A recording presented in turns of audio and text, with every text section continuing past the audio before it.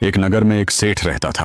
वह लोगों को पैसे उधार देता था, लेकिन उधार देने के बाद उनसे कहता था कि ये पैसे मैं इस जन्म में नहीं अगले जन्म में वापस लूंगा, और फिर वही रकम अपनी हिसाब किताब वाली मोटी किताब में लिख लेता था। एक दिन पास के गांव में रहने वाले 4 निकम्मे दोस्तों को इस सेठ के बारे में पता चला। उन्हें बताया गया कि वह सेठ सबको मुफ्त में पैसे देता है और वसूली अगले जन्म में करता है। चारों ने आपस में बातचीत की और तय किया, क्यों ना हम भी जाकर उससे पैसे ले आए। और फिर चारों दोस्त सेठ के पास पहुंच गए। सेठ के घर के बाहर पहुंचकर उन चारों दोस्तों ने आवाज लगाई, धनराज, सेठ का घर यही है क्या? उस समय सेठ अपने बगीचे में पानी दे रहा था। तौलिया बांधे और बनियान पहने हुए सेठ ने अंदर से ही आवाज लगाई, बोलो क्या काम है? उन्होंने कहा, हमें सेठ जी से ही काम है, उन्हीं से मिलना है। इतना सुनते ही धनराज सेठ पानी की केतली वहीं रखकर अंदर गया, कपड़े बदले और बाहर आकर बोला, बोलो क्या काम है? मैं ही धनराज सेठ हूँ जिसे तुम ढूंढ रहे हो। तब चारों ने कहा, हमने सुना है कि आप लोगों को उधार पैसे देते हो और वह पैसे अगले जन्म में लेते हो। हम चारों बहुत गरीब हैं और इतने समर्थ नहीं कि इस जन्म में आपका पैसा लौटा सकें,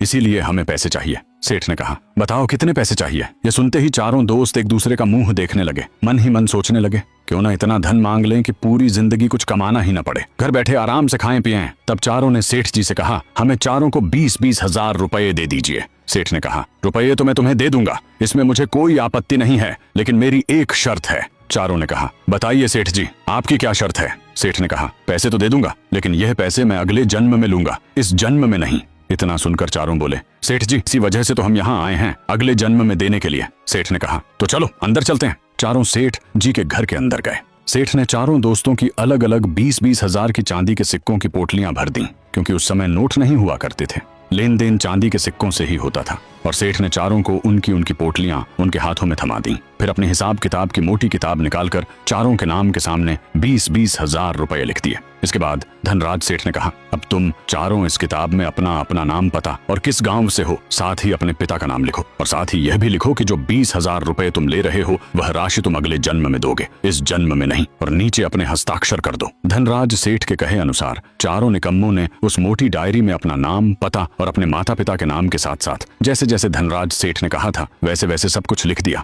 उसके बाद पैसे लेकर चारों ने धनराज सेठ से कहा, तो ठीक है सेठ जी, अब हम चलते हैं। सेठ जी ने कहा, ठीक है। इतना कहकर चारों दोस्त चांदी की पोटलियां लेकर अपने गांव की ओर रवाना हो गए। गांव दूर होने के कारण चलते चलते रास्ते में ही शाम हो चुकी थी और चारों ओर अंधेरा भी फैल गया, इसलिए चारों अपने गांव तक पहुंच नहीं पाए। तभी गांव के किनारे उन्हें एक घर दिखाई दिया। वह तेली लोगों का घर था जो तेल निकालने का काम करते थे। उस घर के बाहर पहुंचकर चारों ने आवाज लगाई, घर के अंदर कोई है क्या? उनकी आवाज सुनकर अंदर से एक आदमी बाहर आया और बोला, क्या काम है? चारों ने कहा, हम पास के गांव के रहने वाले हैं, लेकिन बहुत अंधेरा हो गया है, इसलिए हम रात आपके यहाँ रुकना चाहते हैं।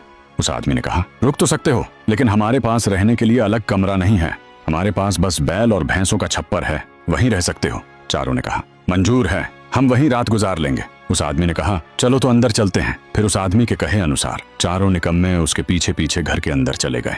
घर के अंदर पहुंचते ही उस आदमी ने सामने की ओर इशारा करते हुए कहा, वह जो बैल और भैंसों वाला छप्पर दिखाई दे रहा है, तुम चारों को वहीं रात गुजारनी होगी।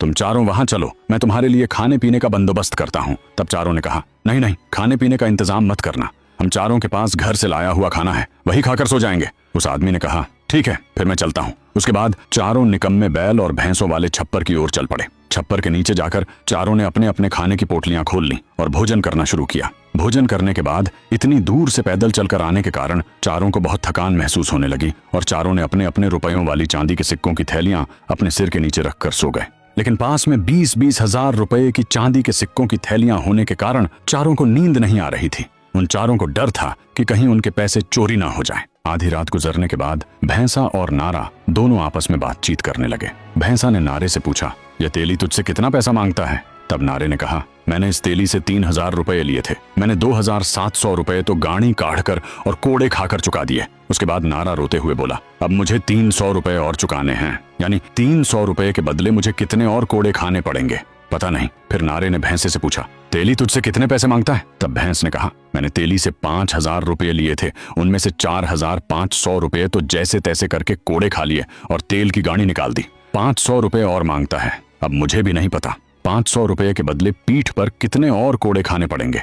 चारों निकम्मे भैंसे और नारे की पूरी रात बातें सुनते रहे और देखते ही देखते सुबह हो गई। सुबह होते ही चारों उठकर एक दूसरे से बातचीत करने लगे कि हमारे पीछे जो दोनों नारा और भैंसा खड़े हैं, ये दोनों रात को बातचीत कर रहे थे।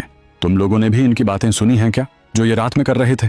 तब तीनों ने कहा, हाँ हमने भी सुना था। यह नारा और भैंसा बात कर रहे थे कि इन्होंने तेली से पैसे उधार लिए थे और आधे से ज्यादा पैसे तो ये दोनों चुका चुके हैं, लेकिन अभी भी इनके कुछ पैसे बाकी हैं, जिनके बदले पता नहीं इन्हें और कितने कोड़े खाने पड़ेंगे। इस तरह की बातें कर रहे थे। सही कहा ना हमने? तब उसके साथी ने कहा, हाँ यही बातें कर रहे थे ये दोनों। तब चारों ने मिलकर योजना बनाई कि क्यों न हम चारों मिलकर इस तेली से नारे को छुड़ा लें, ताकि इन्हें और कोड़े न खाने पड़े और ये नारा आजाद हो जाए और हमें यह भी पता चल जाएगा कि यह बात सत्य है या नहीं। तब चारों ने कहा, हाँ क्यों नहीं, तो चलो चलते हैं अभी तेली के पास और छुड़ाते हैं नारे को। उसके बाद चारों तेली के पास चल पड़े। तेली के पास जाकर चारों ने कहा, आपके जो छप्पर के नीचे नारा खड़ा है, हम उसे खरीदना चाहते हैं। तब तेली ने सोचा कि इन चारों निकम्मों को क्या पता कि यह नारा कितना कमजोर है। मैं तो इसे मार मार कर जैसे तैसे करके तेल की घानी निकलवाता हूँ। ठीक है, कुछ ना कुछ तो इसके बदले पैसा आ जाएगा। इतना सोचकर तेली मन ही मन खुश होने लगा और चारों से कहा, क्यों नहीं, तुम इसे खरीद कर ले जा सकते हो, लेकिन मेरी एक शर्त है। तब चारों ने कहा, क्या शर्त है? हमें मंजूर है। तेली ने कहा, मैं इस नारे की एक ही रकम बताऊंगा, उसे न तो कम करूंगा और न ही ज्यादा करूंगा। तब चारों ने कहा, हाँ क्यों नहीं, आप अपनी रकम बताइए। तेली ने कहा, इस नारे की पूरी कीमत 300 रुपए है, 300 रुपए से कम नहीं लूंगा और न ही ज्यादा लूंगा। तब चारों ने साथ मिलकर कहा, हाँ क्यों नहीं, हमें मंजूर है। चारों ने अपनी पोटलियों से थोड़े थोड़े रुपए निकालकर पूरे 300 रुपए कर दिए और वह तेली को दे दिए। तेली ने जैसे ही पैसे अपने हाथ में लिए, सामने खड़ा नारा जमीन पर गिर पड़ा और गिरते ही उसी समय उसकी मौत हो गई। यह देखकर चारों निकम्मों के पैरों तले जमीन खिसक गई। यह कैसे हो सकता है? पैसे देते ही नारा जमीन पर कैसे गिर पड़ा? चारों नारे के पास जाकर देखने लगे तो उसकी सांसें पूरी तरह थम चुकी थीं और वह मौत की नींद सो चुका था। और फिर क्या हुआ, कहानी का अगला भाग जानने के लिए चैनल को सब्सक्राइब करें और कमेंट में नेक्स्ट पार्ट जरूर लिखें।